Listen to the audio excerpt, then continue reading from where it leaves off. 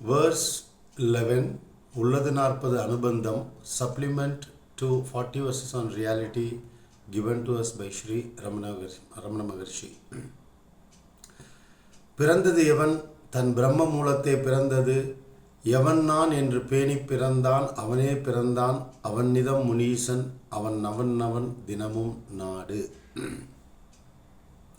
This verse again talks about seeking the source of I thought or ego or ahankara or psychological sense of I, bodily sense of I. Pirandadu evan, the verse starts like this. Who is born?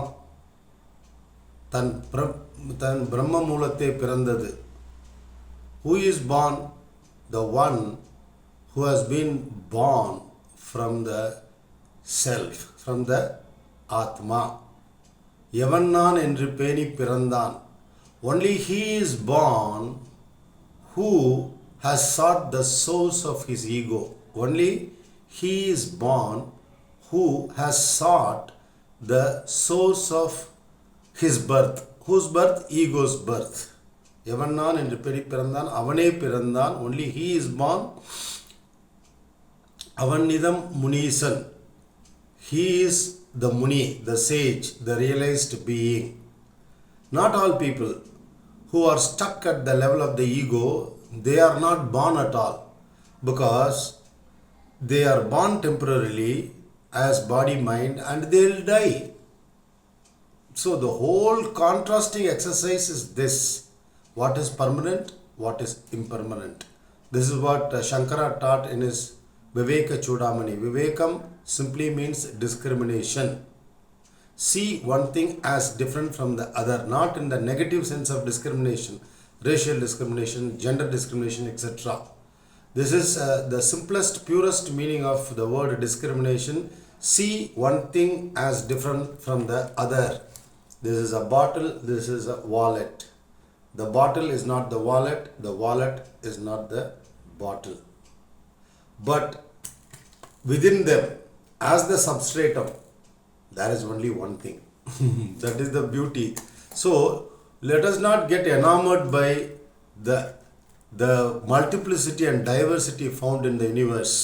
Advaitic truth says one only exists and it appears as all this. That's all.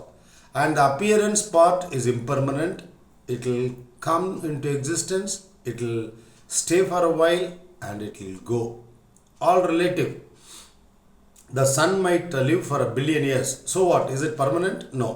It is impermanent. A star may live for 1 trillion years, but it is again impermanent. The whole exercise is seeing what is permanent, what is impermanent. So only he is born who has sought the source of his ego. Only he is born who has sought the source of his ego.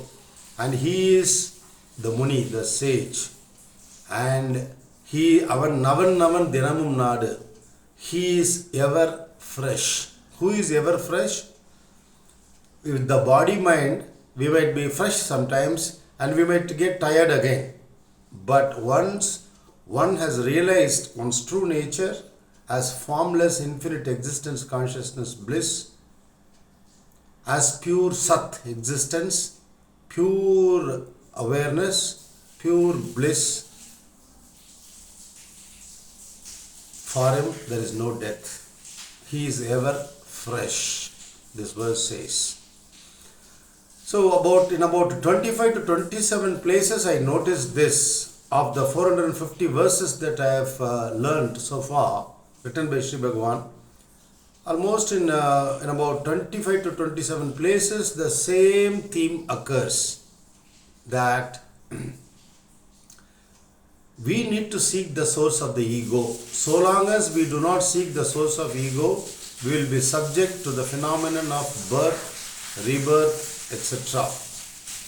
So we need to consciously keep up this practice of seeking the source.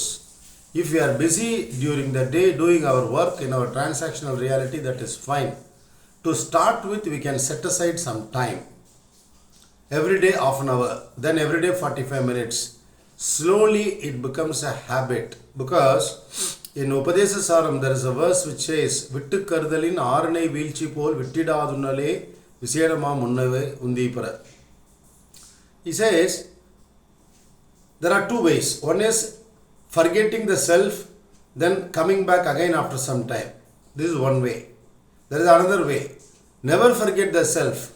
Constantly think about the self, that it is formless, that it is infinite, that it is already prevalent and always prevalent. You are not going to create it. It is already there. It is because of that this body is functioning. Your body is functioning, my body is functioning. All the bodies are functioning. The entire universe is functioning because of the substratum which is ever present. Then why are we not realizing it? What is the problem? It is our body identification which has happened in several lifetimes. The memory is recorded. It is a software program. It has accumulated certain thickness owing to several births. Now we need to make that veil thin. Because in many places, Sri Bhagavan says, if you seek the source, this I thought, this memory cluster will weaken and it will become non-existent. It will merge with the source. It will lose its identity. Then there you will see that the Atma is ever shining forth. The way clouds are, when clouds are removed, when clouds move away, we see that the sun is shining bright. The same way we will realize that Atma is ever shining, self-luminous, self-lustrous. We have to feel, heave a sigh of relief, because Shri Bhagavan is not asking us, Rishis are not asking us to become Atman. They are not asking us to work hard towards creating Atma or Brahman, which is impossible. The truth is that it is always there, it is ubiquitous, it is everywhere, it is formless, it is the substance which powers, so to say, the entire universe, including the body-mind. And that is an impermanent order, the universe, and in that impermanent order, a tiny dot is there, which is your body and my body. Somehow the mechanism has been created in such a way that we have been fooled into thinking that I am this body.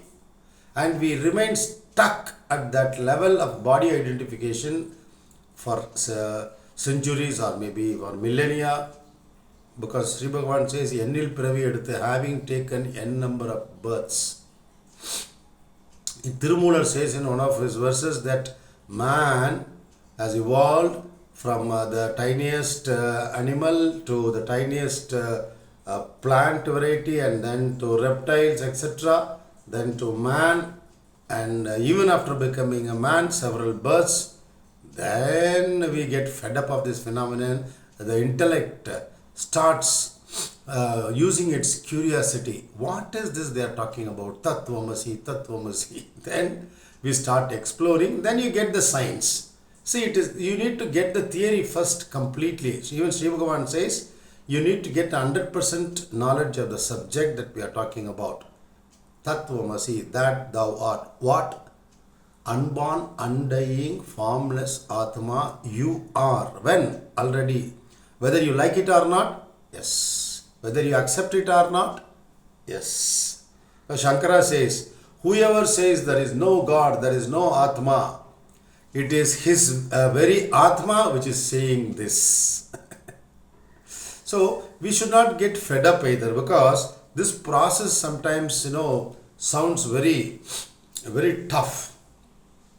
Because of the mind's activity. When the mind is, blowing like a tornado, we cannot experience peace. Because peace is defined as realization. Be still in mind. Be still and know that I am God, it is said. So being still is not all that easy, although it is not impossible. Because people have achieved it. Bhagavan has been sitting there for 54 years in absolute stillness, oneness and peace. So the whole game is diversing the universe. And the universe contains your body, my body. So to say, to use the modern language, If we can diverse the universe, we'll be in peace. So that is a sign of maturity which comes with many births. So we should not get fed up. In verse 60 of Anma Sakshatkara Prakaranam of Devi Kalotram, Shiva Bhagavan says, some people get fed up. They jump from the top of the mountain and die. Don't do it, he says. Don't drown yourself in deep sea. No, don't do it, he says. அங்கி நீர் வீலசல நின்று வீழலற்று சிவதுங்க ஞானாமுதம் துய்த்து, he says, enjoy that nectar of bliss that you are already. You be an integral part of Atma, of course, which is nothing but being Atma. There is no question of parts in Atma. They are all some poetic way of putting it. Sivadunga ஞானாமுதம் துய்த்து Shiva அங்கனாய், as part and parcel of, as an organ of Atma, so to say. Nityanai Nirmalanai. Just sit there as one who is permanent and one who is blemishless, and give up all these realities associated with the transactional reality, the universe. Just give it up. Sittam Bor Sanjaram say. Just move about like the wind wherever you want. Because only if you think I am attached to this land, you will be in this land. Only if you are attached to this body, you will think you are in the body. If you are bodiless, formless Atma, the body can just move to anywhere. Because wherever you go, it is you. Whatever you see, it is you. Whatever you hear, whatever you think about, it is you. One only exists. Shiva Bhagavan said, எப்போதும் உள்ளது அவ்வேகான்ம வஸ்துவே. What is real is only Atma. What really exists is only Atma. What about the universe? It is an appearance in consciousness. Shankara said, Brahma Satyam. Brahman is the only truth. Jagat Mithya. The whole universe is an appearance in consciousness. It is like a movie projected on the screen of our awareness. Till we experientially achieve that state where when we sit, we experience ourselves as just the awareness screen, and there is no 2 dimension, 3 dimension. Everything is within, contained within us. There is nothing outside of us. This is what we need to think about. So in this verse he says, who is born? Only he is born who seeks the source of I thought, and again reborn, so to say. Because so long as you are identified with the body, you are not really born. When you seek the source, when you realize your true nature, then you are born, you are the sage, and you are fresh every day. He says, Dinamum Nadu, seek that state, seek that source, he says. Let us think about it.